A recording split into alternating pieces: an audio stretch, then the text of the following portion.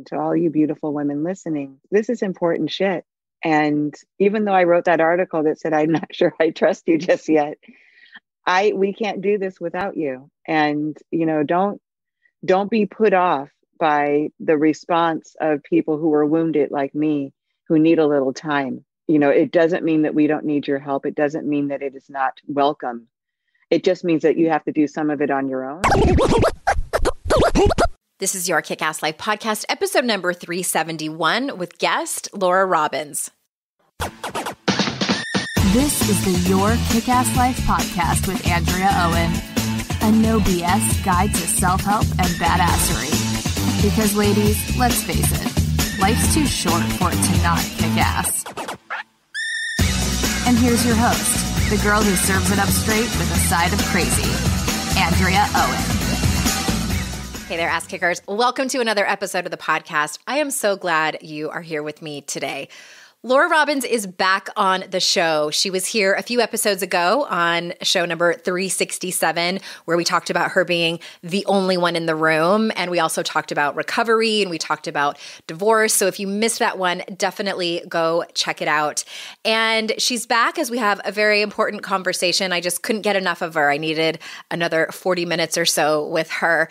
But before I tell you about her, I wanted to let you know that we have a couple of spots open for private coaching. And I was thinking about it earlier today and I thought, you know what? The biggest reason that people come to work with me or my lead coach, Liz, is they struggle with confidence. And whether they have never felt like they had a whole lot of confidence in their life, or maybe they've had a little bit and they've had some success and it has gotten them to where they are, but they feel like they've kind of reached that upper limit problem. They need more confidence. Definitely, we can help you with that. Again, about 90% of the clients that we work with struggle in that area, so we can for sure help you. Super easy to apply. Just text the word apply to 33777. We will send you the link to the application and we'll be in touch about what the next steps are. So again, you just text the word apply to 33777. All right, for those of you that don't know Laura, let me tell you a little bit about her. Laura Cathcart Robbins is a freelance culture writer and host of the popular podcast, The Only One in the Room. She has been active for many years as a speaker and school trustee and is credited for creating the Buckley School's nationally recognized Committee on Diversity, Equity, and Inclusion. Her recent articles in the Huffington Post on the subjects of race, recovery, and divorce have garnered her worldwide acclaim. Find out more about her on her website, or you can look for her on Facebook, Instagram, and follow her on Twitter. So without further ado, here is Laura. Laura, welcome back to the show. Hey, Andrea, thank you so much for having me back. I am so excited to have you. And when we ended last time, which was just a couple of months ago, yes, I knew that we needed to extend the conversation, and we talked a lot about recovery the last time you were on. And this time I wanted to ask you some questions, some different questions. And you've done a lot of writing on HuffPo and beyond about recovery and motherhood and also about race. yes. And as my listeners know, my predominantly white audience knows that it's something that I have wanted to talk about and been unpacking my own privilege, my own racism, my own, just the relationship to anti-Blackness, all of these things that I had no idea were even a thing probably before 2015-ish. And I think these conversations are so incredibly important if we are going to make the world a better place, if we're going to make ourselves better humans. And I get asked the question every once in a while, what does this have to do with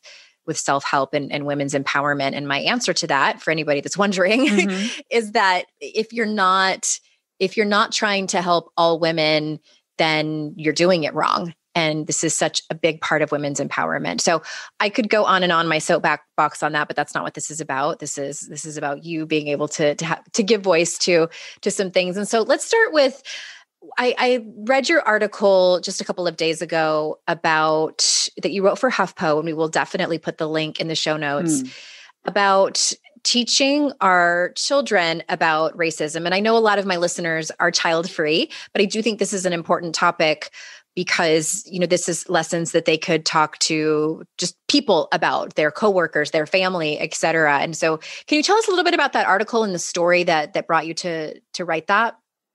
Yeah, I will. And thank you for asking me to talk about that. And everything you just said, I really appreciate you, just really giving this a platform on your show, especially given the demographic of your listeners. I think it's it is so necessary for people like me to have people like you giving us a platform and amplifying our voices. Otherwise, we will never get heard by the people who we need to help us move the needle on these issues. And so I just wanted to thank you, and I really appreciate that.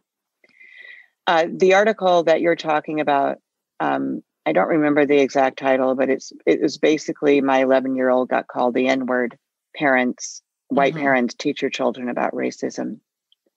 And, I wrote that as, it was probably the end of June, I think, of 2020. So in the midst of the protests that were happening around the deaths of various Black men and women at the hands of police and civilians, and I think the world was literally on fire as I was writing that one. And I wrote it in response to people who had read a previous article of mine about showing up. It was called White Women, I'm Glad You're Showing Up, but I'm not sure I'd trust you just yet. That's another one I wanted you to talk about. Yeah. It's very important. We're getting there. So, but a lot of people had read that and then asked me or reached out to me to ask, like when and how they should speak to their children about this. And I think that, this type of conversation, this type of emotionally charged conversation around race, for parents kind of feels like the sex talk almost, like you want to wait until they're a certain age and able to handle the information, or maybe, it's coming up in your peer group, so you want to educate your kids first. But my response to them was that this was not something that people should wait for until the quote unquote appropriate time, because my 11-year-old was called the N-word by a classmate of his. He wasn't called the N-word. His classmate posted on Instagram a picture of him with that as the caption. And the thing was that his peer, his classmate, I don't think he really intended much harm in doing so. I lost my mind. Like, I was furious. And, and kind of diving more into the work with, like, to investigate really what had happened, it became apparent that this kid really didn't understand the power of that word or what it was like to be the only Black kid in this particular class, which my son was, and how things might impact him differently. So there began my crusade to, like, don't wait until you think your kid might be old enough. And it's a lot of that is like people want to avoid discomfort. They don't want to talk about these subjects because they don't know how to, because it's uncomfortable, because they don't want to make their kids uncomfortable. But I think the impact that the lack of these conversation has on children like my son can be scarring and damaging for life if it's not discussed. Yes. And I think the thing that struck me, and I really encourage everyone to go read it, because it's important that we hear your perspective of how it felt to not only have to go through this with your son, but then to have the well-meaning mother of the child who did this come to you to help her. Yes. And I'm assuming, I can't remember if I read this in the article or maybe I was reading between the lines, that you may have felt pressure by her to make her feel better, because we as white women tend to do that. I don't think you did. I did not. Consoled her. Yeah. But and maybe that comes with your own experience and your own work that you've done. But the thing that struck me is she had asked you, like, what can I do? Because I think she told you, we raised him to not see color, and you explained why that was not okay. And then she said she wanted to do better. And you said, you've got to commit to learning some inconvenient truths. Yes. And then you've got to teach them to him. And that you nailed it with, like, this is massively uncomfortable. And, I have conversations with parents who are struggling to talk to other parents. And it's not even about race stuff. It's about, their kid was bullied okay, I'll give you an example. In, like, my friend group, there was this kid who's kind of being a jerk to the other kids. And one of the moms doesn't want to talk to that child's mom because they're friends-ish. And it's an uncomfortable conversation. And she comes to me and she's like, I don't know what to say. And then she says, how are you so good at this? And I said, listen, I'm not comfortable either. Right. Like, but these are things, like, what's the alternative? That's the question that I have to ask myself. What's the alternative? So what's the alternative of us not having this conversation with our children, our coworkers, our uncles and neighbors, and all of this?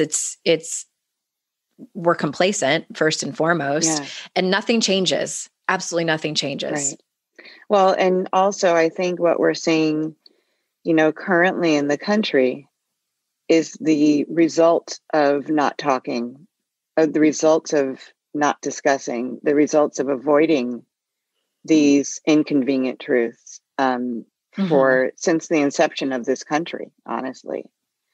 And that divide will not be breached without these conversations taking place everywhere. That's why we have to teach our children how to have them. You know what I'm saying? Exactly.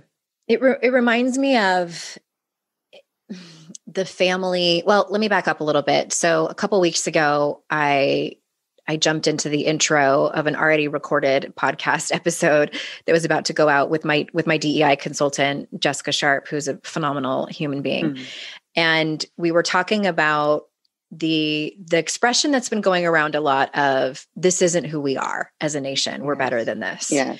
And the first time I heard it, I mean, even Joe Biden was saying it, I thought to myself, this is exactly who we are. And then a lot of Black women whom I listened to were echoing that and saying, this is exactly who we are. And it reminded me of a Facebook Live that Brené Brown did in 2017 after Charlottesville, Virginia. And she had a few messages in this particular, it was about a 30-minute Facebook Live. And the thing that struck me the most is she said, if the story of America is racism, is basically white supremacy. And she said, until we reckon with that story, until we reconcile with what we have done, the way that we have dehumanized an entire group of people, we can't write a new ending to this story. We can't change anything until we admit what's going on. And this might be a terrible analogy, Laura, but it reminds me of a very dysfunctional and abusive family where only some of the people are really participating in the abuse. And then the other people are like, we're better than this. Yes. This isn't who we are. It's like the whole family needs to go to therapy and admit this is who we are. Right. That's how I'm seeing the country. Absolutely. And, it reminds me also, and I love that analogy you just gave of Michael Moore's documentary. I didn't know if it was disrespectful or not. No, because it's so true. It's so true that idea that just one of us can be better, or have woken up or see things differently can't change the dynamic. Everyone must. Everyone has to. That's what allyship is. Allyship doesn't exist with just one person helping one other person in this particular situation. Everyone has to help. Black women can't do this. Black men can't do this. Brown people can't do this. We cannot change the way things are. And everybody's heard ad nauseum, about the system that has been supported for years and years and years, hundreds of years, maybe even longer than that. That is not a system that was built for, includes, or takes care of people who look like me. And so the system is broken. If people agree that they don't like the way things are, then the system is broken and it needs to be changed. And so the people who aren't included in that system cannot change it. Only the people who built it and who profit from it and benefit from it can. Mm-hmm. Yeah. Mm-hmm. I've also been seeing the argument for years, really, and I've gotten some pushback from people who are most likely not in my audience anymore, but who have said, you're being more divisive by talking about this. And I'm still seeing that argument. And to me, if we're going to run with that same analogy, that reminds me of the person in the family who doesn't want to talk about it because you're shining the light on it. Like if we don't admit it, don't talk about it. Because if we talk about it, then we might actually have to address it. So I'm going to tell you that it's not actually happening and that you're actually making it worse by talking about it. Yeah. I mean, which is gaslighting, right? Like, that's true. Yeah. It is gaslighting. Yeah. Oh, well, fuck. Yeah. Well, you know what the reality is, but people are telling you it's not the reality. And you need to get in line and act like this thing that you're being told is the reality. It's crazy making. And it also, completely invalidates that person's experience. Right. Yeah. I mean, it's so deep, Andrea. It's like,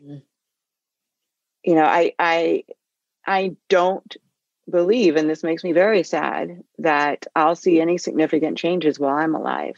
I don't know if my children will in their lifetime. I'm hoping that when and if they have children, there will be some significant changes for them. But, my parents grew up with Jim Crow. I was born in the colored ward at Illinois Research Hospital. And that's, it's a long time ago, but it's not that long ago. Right. And so the changes that have been made, some are spectacular. Like we had a Black president for 8 years. That's incredible. We now have a Black and South Asian female vice president, or she's American, but is of descent, African and South Asian descent. So those are huge, huge milestone markers. But the day-to-day of my life didn't change much. It doesn't change much regardless of who's president, because the system is still the same. Right. The system is still the same. Yeah. Yeah. And it's just going to take a while. That reminds me of one thing that I want to point out that I think is helpful for white women, especially, to be able to listen to things like what we're talking about, as well as if they are being called in by someone. And that is something that Desiree Lynn Attaway says. She's a DEI consultant. And she says, when I'm talking about your racism, I'm not talking about your character. I'm talking about your socialization. I love that. And I know she also made a meme of it on Instagram many months ago. It was probably over the summer in 2020. And I took a screenshot of it. And I when I am talking to someone who's a white person who's really giving me a lot of pushback and saying, I'm not a racist, and how could you say that about me? And Robin DiAngelo talks about this in the very beginning. And I think in the introduction of White Fragility, and how as white people, we are very young when we are taught that to talk about race, to even point out that somebody is Black or brown, is racist. And racist equals bad. Right. You are a bad person if you do that. So that's how we've been socialized. And, and then obviously it branches off from there and just gets worse. But I found that to be helpful and sort of, in a way, disarming in how it sort of allows people to compartmentalize the topic, because when you're in that place of feeling ashamed of your behavior or who you are as a person, you are not learning, you're not hearing, you're certainly not going to change anything. And you just are automatically feeling defensive. So I just wanted to throw that out there kind of as an aside, if that's helpful for anyone listening. Well, I think it will be. I know that with my kids who were 21 and 22 now, but when they were growing up, if I came at them, like, scolding them or admonishing them And there was really a lesson to be learned. I robbed myself of the ability to offer them that lesson by coming at them so harshly first. So I learned to change the way I gave them the message, still, telling them what they needed to know in order to navigate the system better next time, or whatever it was. But, if once they were scolded, they shut down and they didn't hear anything else. And that was just a parenting lesson for me. And I think it absolutely is the same for what you're talking about. Yeah. And research shows us that. I think it's John Gottman that did some research, and he was studying couples that were arguing. And once your heart rate gets to be at a certain level, you stop listening. You just can't. Yeah. It's like a survival mechanism. And I think the same happens when people are having to talk about these very uncomfortable things.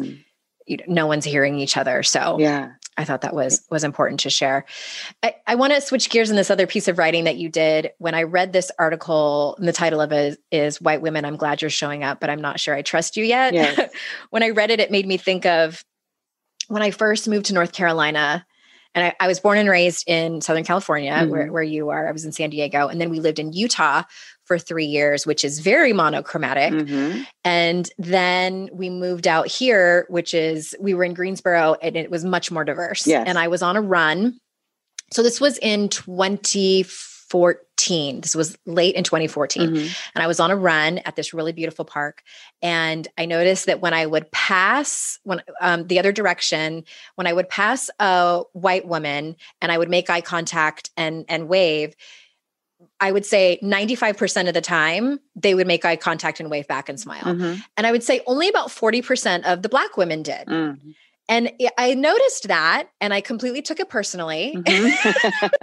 What's going on? Like, why do you not like me? And I was talking to my friend Kate about it, and I told her that, and she laughed out loud, and she said, Andrea, what are you expecting? Of course not. Like, do you understand like the history of what white women have done to Black women? And I was like, not really. And so she laid it out for me. And that was the first time I ever really understood what you were talking about in this article. So can you kind of give us a little synopsis of what that piece of writing was about? Yeah. I love that story, by the way. I did get over myself. Well, I'm like that all the time too. I'm like, because immediately I become so self-centered. And I remember once I was like, I walked into the library at my kid's school and everyone was whispering, and I just knew they were whispering about me. And then I remembered I was in the library and everyone had to whisper.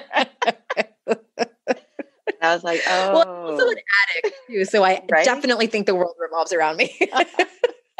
But yeah, at the time of that writing, that article came out of that same time period. George Floyd was murdered on May 31st of 2020. Right after that, the protests began that, everyone is aware of and saw. And what happened was I was getting hit up by my white friends who were having these epiphanies about what was happening and seemed to, really genuinely want to help. And what the other piece of that was that as a result of what was happening this time to us, with Breonna Taylor, with Ahmaud Arbery, with George Floyd, I had never witnessed someone being murdered like that in real time. Watching the life go out of this man with the knee of a white police officer on his neck while he's asking, begging, calling for his mother.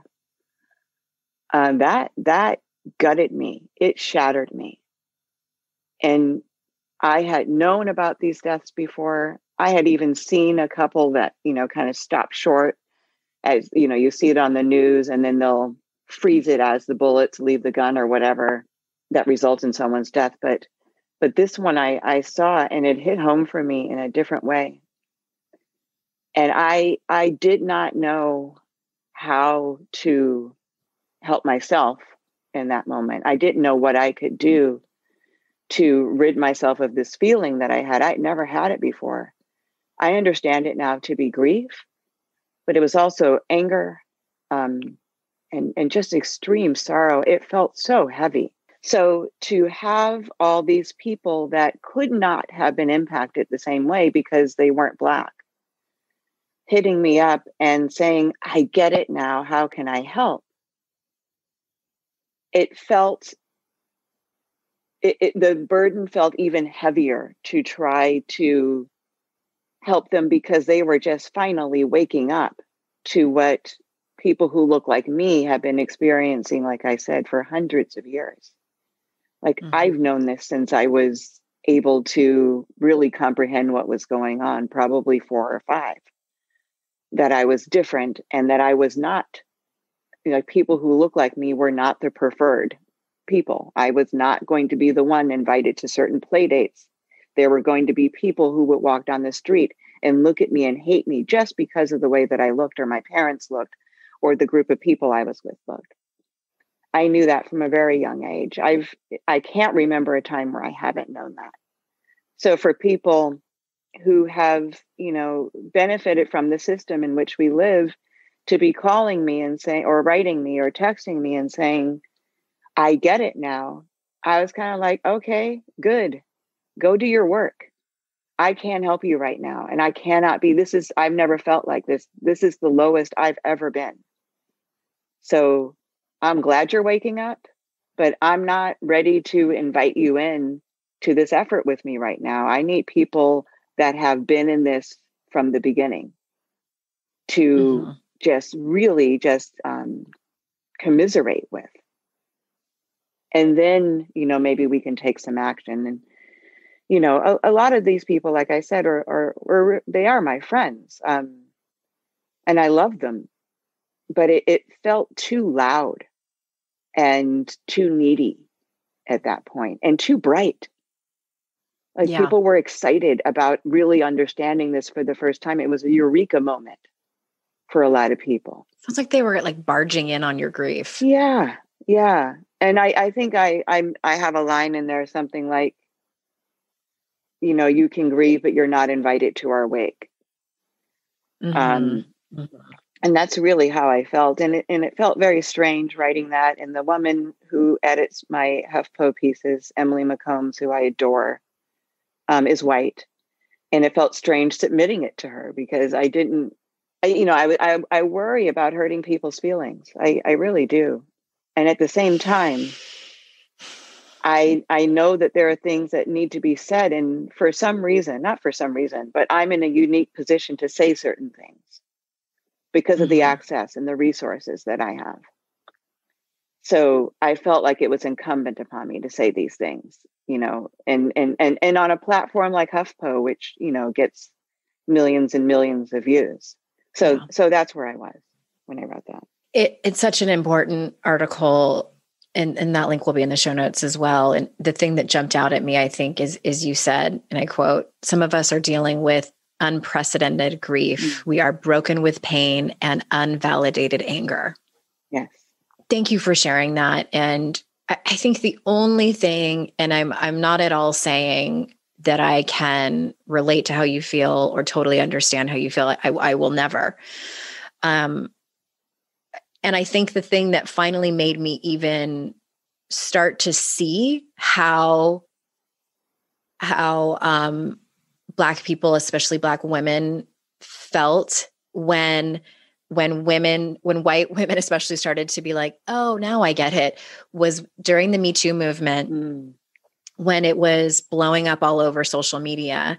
And so many men were saying, really? Like, all of you? Like, so many people have a story, and I never knew that this was a thing. And I'm listening now, and I was full of rage. I was like, fuck all of you. No. Yes. Yes. You don't get to congratulate yourself for posting on social media that you're listening and that you need to do. I was so enraged. And I can't remember who it was that pointed it out, or maybe I just realized it on my own. I can't remember, but I thought, oh my God, this is how Black folks and the intersection of Black women, both having the experience of being a woman and being Black, have felt for centuries. Yes. Centuries. Yes. Well, and that, I mean, I think that's really valid. And, not to promote my podcast, but please, you're welcome to. Well, I'm going to be a guest anyway, so they're going to have to go and listen. I wrote that the first article I wrote for HuffPo was about going to Elizabeth Gilbert and Cheryl Strayed's retreat and finding myself as the only Black woman among 600 people. And then the responses from that viral article, those responses became the stories that we wanted to tell on the podcast. So if anyone feels like the only one in the room, it certainly doesn't have to be about race, but the goal was that you see what it felt like. You can kind of maybe get a better understanding of what it felt like for me as a Black woman to be in a room with 600 people and be the only one. If you can recognize that you were the only woman, or I'm not saying the only woman, that you were having this experience as a woman with this huge movement going on, and men were just waking up to it or trying to validate it, and that's like, okay, we've been in this fight for a long time, and you can't just kind of jump in now. And, the idea that, someone can be like the only one who's caring for a dying parent or a dying spouse, that can connect them back to what it feels like to be the only Black person, even though, of course, it's not an equal experience. There's a connection there. So it's not as much of a burden for me to explain it once somebody can recognize how that feels, how isolating that can be. You know what I mean? Very, very much. Yeah. And I think one of the other things that's been helpful in my journey in this is I took a Foundations of Social Justice class by Dr. T. Williams. He's also been a guest, and it was enormously helpful. And he still has the class. I'll drop that link in the show notes. And oh my gosh, memory might not be serving. I don't, if I'm giving him credit for something he didn't teach me, it was some amazing Black person talked about this.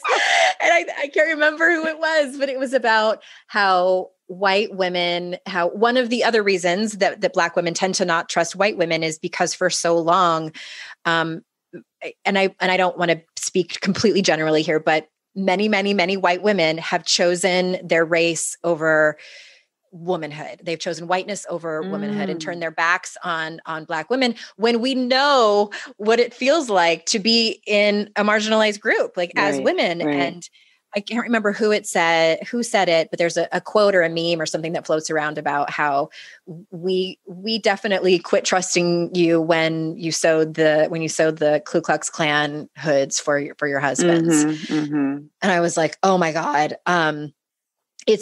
I have come to realize that it's a pain and trauma that runs very, very deep, older than you and I. Yeah. And it's something that, again, if we don't talk about it, I'm always, and I don't know, maybe this comes for being in the rooms of recovery where I've built up a tolerance for having these really uncomfortable conversations that, until we learn to talk about these things, whether it's here on the podcast and people are just listening to a conversation, or they're having the conversations with their white friends or their Black friends. And it's Dr. T actually that told us, if you have Black friends and they're not talking to you about race, you don't have Black friends, you have Black acquaintances. Right. I say that all the time. I do. It's because you agree with that? Oh, completely. It's so true. Yeah. All I do with my Black friends is talk about race. When my family, I have 5 brothers. 2 of them live in Florida. One lives in Georgia, really close to the border of Florida.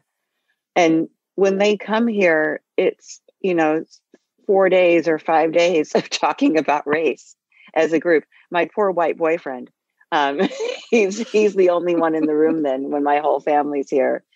He's great though. I mean, he's in it too, and he participates. And of course, he has to kind of play for the other side during some of these conversations. But it's something that we have to deal with every day. I go out in the world, and like you, I'm a woman in recovery. I'm a mom. I'm in an interracial relationship. I'm all these things. when, when or if I ever get pulled over or someone sees me in line at checkout, they don't see any of that. All they see is a Black woman. Mm-hmm. That's it. And then they might look at other stuff, they might look to assess me, my height or, and what's really interesting to me is that during these periods of civil unrest and cultural reckoning, I found that I am perceived as more threatening. And I can only tell this from people's body language. And like you were talking about the Black women, when you went for your run, like not making eye contact or lowering their eyes. Mm-hmm. White people are doing that to me. Not all the time, and certainly not the majority of them, but when we're not in these periods, I don't notice that. And I notice it a lot more, that there is something threatening about my just being Black right now, Mm-hmm. which is really interesting to me. And so, yes, we talk about race all the time. I can't, I can write without writing about race, but it's very difficult. It just pours out of me. And my white friends are in those conversations, because if they're not, if I'm not discussing it with them, they are my acquaintances. Mm-hmm. Mm-hmm. Well, you mentioned your boyfriend. Yes. His name's Scott, right? He is. Yes. Okay. That's what I thought. I'm like, am I just making that up? Or, there's one more question I want to ask you about a piece of writing that you did. And, Mm-hmm. and you've written about him in a couple of different articles, but this particular one, I believe that it's called, I Love My White Boyfriend, but there's one thing he'll never understand. Yes. And you were speaking to that a little bit just now, but can you tell us about that article and what that one thing is? Yeah. Well, first of all, that wasn't my headline. So it wasn't? No, they're never my headlines. That one didn't really. Well, I'll tell you. It was similar to what I was going. What I was saying, that we couldn't share this is what I was saying. Okay. And they that just felt more clickbaity, I think. Mm-hmm. Okay. Well, tough poke. Yeah. Yes. Because that was actually the biggest response I get, was like, give him a chance to understand, and maybe he could understand. I was like, they didn't read the article. So my boyfriend and I, it honestly feels so odd to say boyfriend when we're in our 50s, but when we're grown women, it does. It's like weird. But we're not married, and we've been together for over 12 years. The entire length of my sobriety. We met the first day we checked into treatment, and he saved my life in there. I was at my absolute lowest point. I was going to bail and go grab some drugs and a bottle from somewhere and check into a hotel in Wickerburg, Arizona, where we were. And there was just something about his presence that allowed me to stay there. And he and I remained friends for a while. And then he moved to LA, and because he lived in Utah at the time, and we dated for 6 years. And then we moved in together. And he is the absolute love of my life. He is my partner in every way. And he's truly, besides my dad, I have to say that because my dad would kill me, the kindest man I know. And yet, as these murders started to happen at the beginning of 2020, or second quarter of 2020, there was a divide between the two of us, and it wasn't something that he could comfort me about in the way that he normally does with things, because he wasn't experiencing it the same way that I was. And he can't, because he's white. Mm-hmm. And he grew up in Virginia, which of course is the seat of the Confederacy. He grew up in Richmond. And then he moved to Utah. And actually, to his credit, he left Richmond because he did not like the way that race relations were at that point. And this was years and years ago, and Richmond's a lot different now. But he felt very drawn to the neutral in the kind of the race war that existed there. And he didn't know why, because everyone that he was surrounded with, used the N-word regularly and, hated Black people and blah, blah, blah. And he grew up amongst all these people, and then he didn't feel that way. So he moved, and then he found me the way I described. And it was really difficult. It was difficult to sit on that sofa with him and feel like a plexiglass wall had erected between us while we were watching the events unfold on television, beginning with Ahmaud Arbery's death, who was killed after Breonna Taylor, but I didn't know about Breonna Taylor until after Ahmaud Arbery. And then once George Floyd was murdered, like I said, the way he was murdered and the pain that it caused me, I just only wanted to see Black people and talk to them about what had happened. And it wasn't even a want, it was more of an instinct. And it wasn't like I didn't want to see Scott. I mean, we lived together and I love him and I love being with him. But for that, I needed other Black people. And I know that hurt his feelings because it was the one area where he couldn't be what he had been. He couldn't be my partner in that. And I wrote about it because I didn't know how to bridge it. Like, it's not tied up in a bow, that article. I wrote it as I was experiencing it, which is unusual for me. I usually write things later on. And like, maybe there are other people who were feeling the way I was. And apparently there were quite a lot of them because I got a lot of feedback on that article. Yeah. So you wrote that, I believe it was in May of 2020. Yeah. Do you think things have changed since then? Since you did that article help you process anything as a couple or individually, or do you think you're in the same place? Certainly it helped us process a lot. And, he's in recovery as well. And he was able to kind of do his own work around those feelings of, it felt like a rejection to him. And so, and I'm so grateful to him that he's done this work so that he can show up for me in a way that is, that doesn't feel like he's attempting to change how I'm feeling.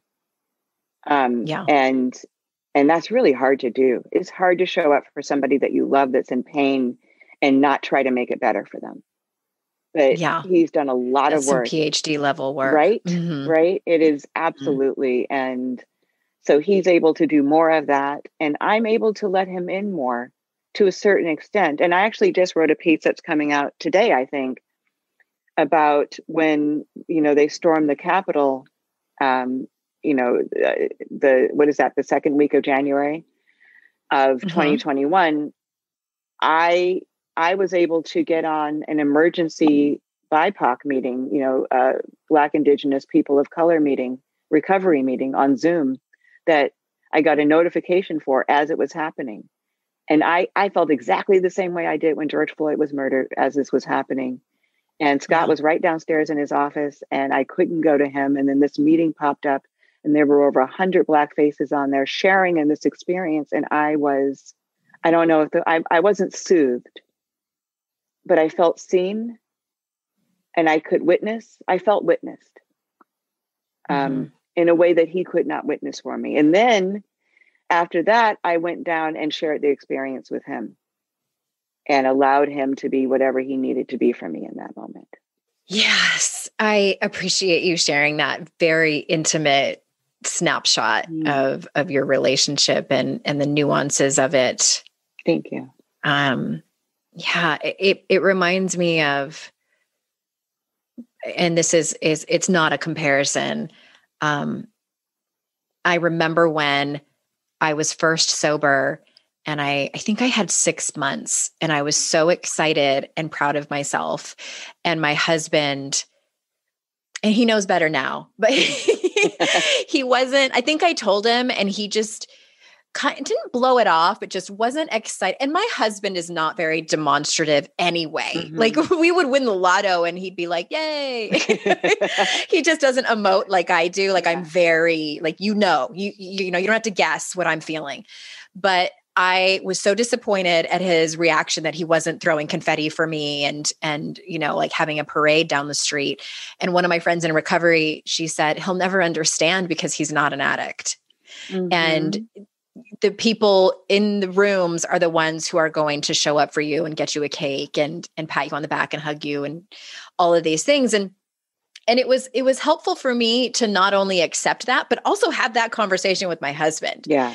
And just tell him, like, it hurts my feelings. And at the same time, I understand you'll never be as excited as I need you to be because you don't fully understand what it's like to be where I'm at. Mm-hmm. I think that's really similar. And I had that experience as well, not with Scott, obviously, but like with my parents who were lovely, but it's not the things that are huge milestones for us in recovery. Well, I'm sorry, my dad's in recovery. Sorry, Dad. Oh, I forgot about that. He's like 37 years sober. But my mom, a long time. it's a long time. My mom, she tries, but it's not the same. It's not the same. Yeah. It's that witness, right? Mm-hmm. Those are the Mm-hmm. people in recovery are the ones who witness for me. And I get to reflect that back to them. For sure. Did you ever get a chance to watch the show, Dear White People? I haven't watched the show. I watched the movie. Okay. Yeah. There's the series on, I think it was on Netflix. It's on Netflix, yeah. It's like several seasons. I want to watch it again because I feel like their conversations and the wisdom that is dropped in these conversations, and they talk very fast too. And I'm like, I need to pause because that whole thing could be a thesis like on its own. But one of the main characters, her name is Samantha. She has a white boyfriend. They're in college. And I think his name is Gabe, the character's name. And it's always a topic. It seems to, so I get it. Like it seems to always be a topic. And I think it's such an important show for white people to watch. And I learned so much. And I mean, for what it's worth, everybody, all the people are beautiful in that show. Nothing else. It's gorgeous, gorgeous humans are in that show. The acting is stellar and the lessons are very, very much worth watching and taking in. I believe it's still on Netflix, but yeah, I saw could it talk on to there. Yeah. It's good. It's really good. I think we have a couple episodes left to watch. It sort of got a little bit strange with like secret societies and stuff. So we need to circle back to it, but I could talk to you all day long, Miss Laura. Yes. And is there anything else you want to close with that you felt like you didn't get a chance to say? Boy, girl, you were so thorough. You seriously, like you kind of helped me cover everything that I wanted to say.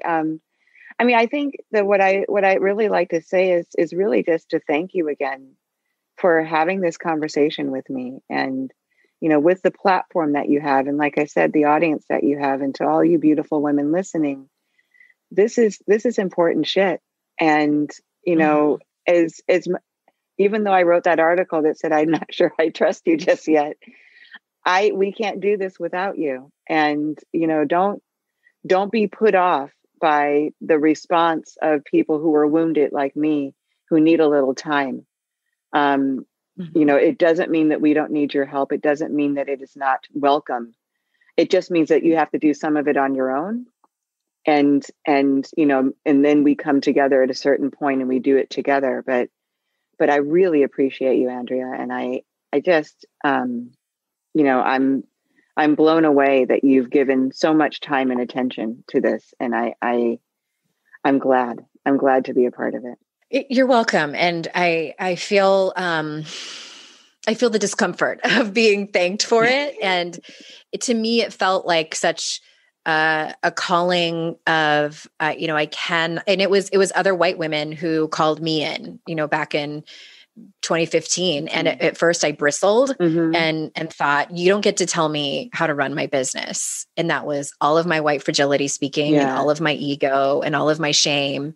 And once I worked my way through that, and I thank the tools that I have, the shame resilience that I have learned, the lessons I've learned in the rooms of recovery have been hugely helpful in this conversation. And I knew on a gut level that I could not continue to do this work publicly anymore without having this difficult, but important. I mean, important isn't even the right word. It's an essential conversation. Yes. Because as I've said many times, and I'm going to keep repeating it, especially when my next book comes out, when we're talking about women's empowerment, we're talking about feminism. And if we're talking about feminism, we're talking about patriarchy. And if we're talking about patriarchy, we're talking about white supremacy. So it's all connected and we can't pretend that it's Go not. ahead. Snap. We can't pretend that it's not. And so with that being said, I am going to sign off. Thank you so much for being here. And remember, everyone, it's our life's journey to make ourselves better humans and our life's responsibility to make the world a better place. See you next time. Thank you for listening to Your Kick-Ass Life podcast. If you'd like some extra support, we would love to see how we can help you. You can apply for private coaching by simply texting the word apply to 33777, and the link will be sent to you.